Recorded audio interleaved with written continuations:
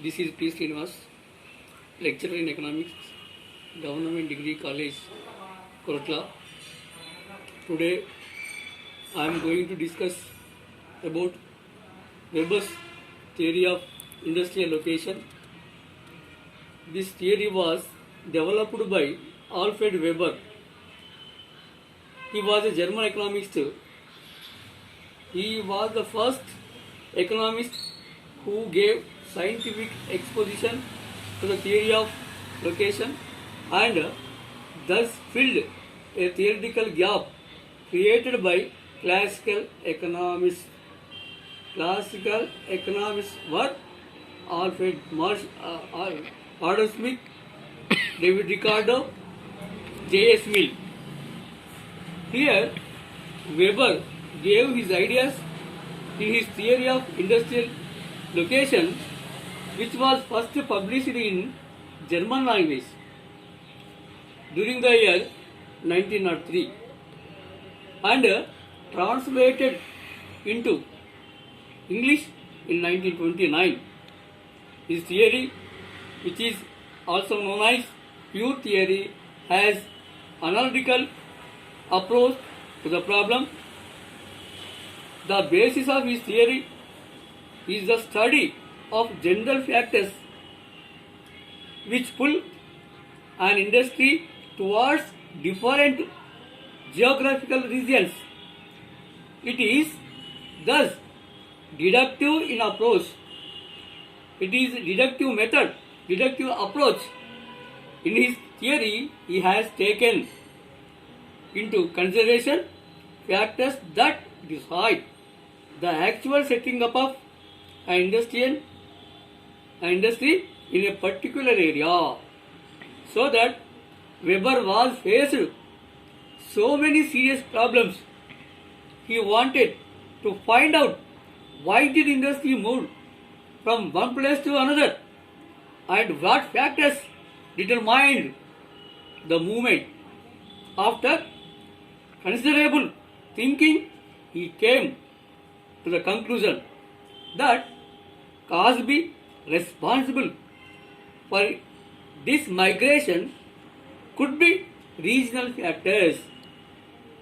Regional factors are agglomerative factors and deglomerative factors.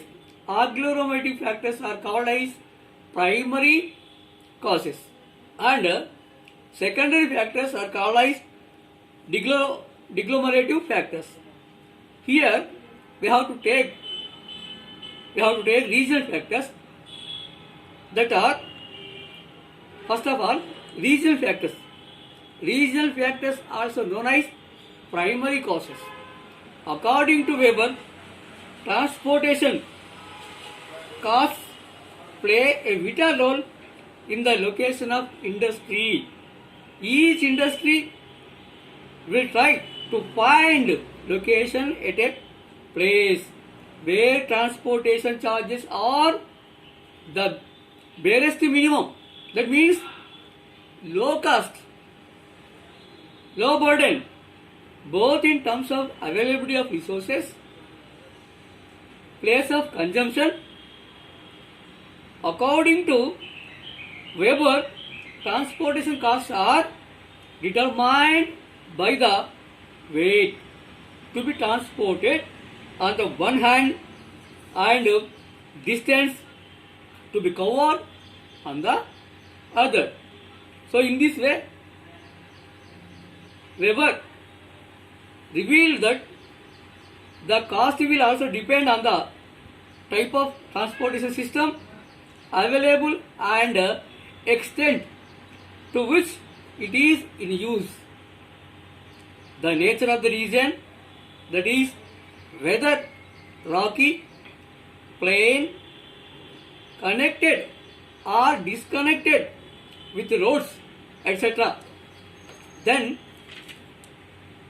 the cost will also depend on the type of transportation system available and the extent to which it is in use. So it is determined by Alfred Weber. he introduced these transport system.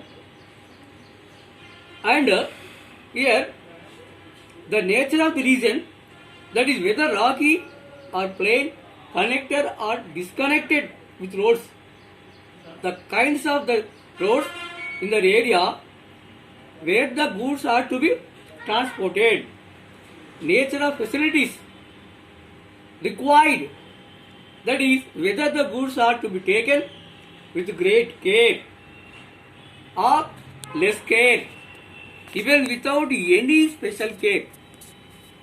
These sentences given by Alfred Weber. And another thing, and secondary, that is algorithmic figure, that is deglomerative factors, that is also called as secondary causes, that is location figure. Alfred Weber taken location figure while discussing regional factors. Weber has discussed the idea of location figure. So these idea developed by Alfred Weber. According to him, every industry will try to see that it is located at a place where raw material is available nearest to the place, nearest to the place of consumption on the one hand, and most advantageously located material deposits on the other. According to Weber, thus locational figure are created. These locational figures therefore represent the first and most important basis for formulating the theory of industrial location. And he also taken another sentence, that is laws of transportation. Weber, while discussing the theory of location, has also discussed laws of transportation. According to him, material index measures the total weight to be moved. From material index, he understood that the portion of the weight of localized material to the weight of the product. According to him, all industries whose material index is not greater than 1 and whose locational weight therefore are not greater than 2 lie at the place of consumption. So in this way, Weber has divided raw material into two categories.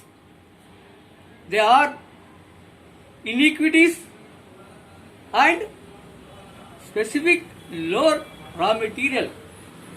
These are the two categories. First one, inequities. The second one, specific local material. The former is generally available in all places, whereas the latter is found only in few. Likewise, material may be raw material and gross raw material. So this is the main points of the Weber theory of industrial location.